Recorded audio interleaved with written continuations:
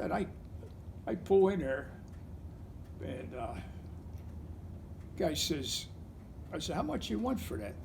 He said, $20. For the car? Yeah. Oh my God. So I said, $20, and it was in terrible condition. So I called Tim, and I said, hey, you want to go 50-50 on a retractable hardtop? He says,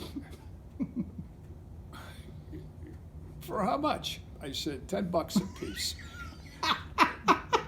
But we have to take it. He says, holy heck, where is it? I said, it's on 19.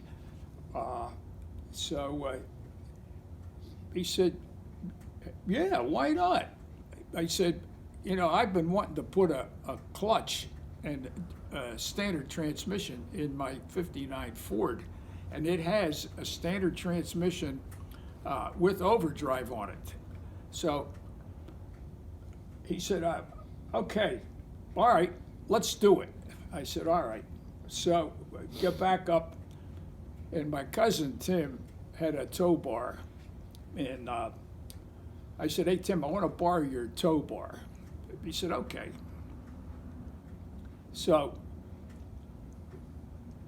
either that or I borrowed it from Don. I think I might have borrowed that from Don Ruffing rented them. I think that's maybe where we got it. And that was the Gulf station? Yeah. So Tim and I went up there one Saturday morning, and we had the 51 Ford truck, and put the tow bar in the back of that, and we towed it up to my dad's. I'm sure he was happy to see that. And that's when Tim lived next door. Oh, okay. Okay. So we get it down the back of the driveway, we get it unhooked, and we push it into the garage. And my dad said, this has to get out of there quick. So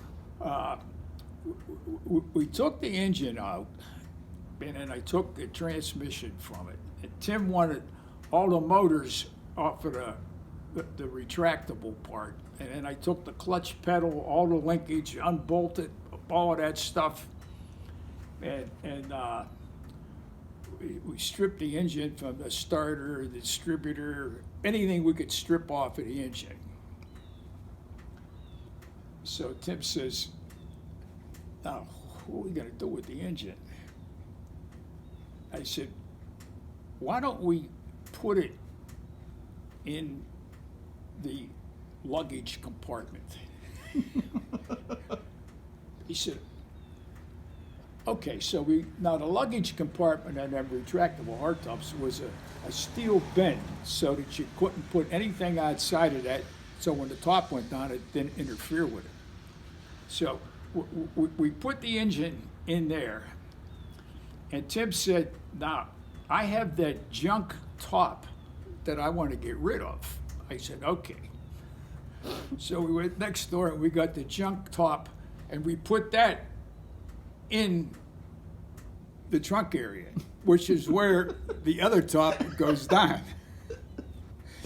So, I mean, we were laughing the whole time. You open that trunk and you have another top in there plus an engine in there. So we hook it back up to the pickup. It might have been a week later. It wasn't, because my dad was adamant about getting that thing out of there. So we get on the south side to a junkyard, and we pull in there. We say, hey, what do you give us for this? Man, I don't want that thing. He said, come on. So either he took it he said, you guys have a title to it? I said, yeah, because I had done the paperwork on it. I said, yeah, of course you got a title to it.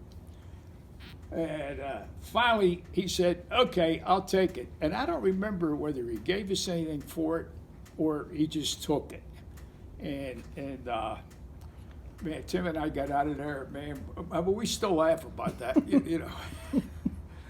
But and there's like 7 or 9 motors operate that whole. Really? Oh yeah, and they're all synchronized because the first thing is the trunk opens backwards like this, and then the top comes up, and then the front section of it folds under, and then the whole thing all glides back right down, and then the trunk motor cover comes back down and covers it. Wow. Now Pete had 3 of those at one time. Oh my God. Yeah, he had a red one, a white one, and a black one. And this is back when they were selling for some big bucks. So that was quite a story. And then when we moved to Chicago, I had 2 transmissions. Put those on a moving van, and we moved those to Chicago. I had the transmission out of my Mercury and the transmission out of this Ford, and all the pedals, everything that went with it. But it's our mother wrecked the 59, and How did she do that again? well, she came around the corner and didn't turn enough and brushed the pole. So Oh my God. we're getting ready to go. We're to leave Chicago, and moving vans came, and they were particular about anything that had grease in them, so it wouldn't leak, and because that stuff was all going into storage in Glen Ellen. And 2 transmissions were laying in the garage, and I wanted to take them so bad, and I just left them later in the garage.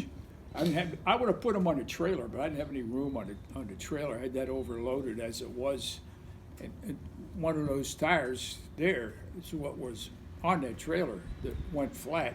Oh wow. About an hour and a half, 2 hours from home.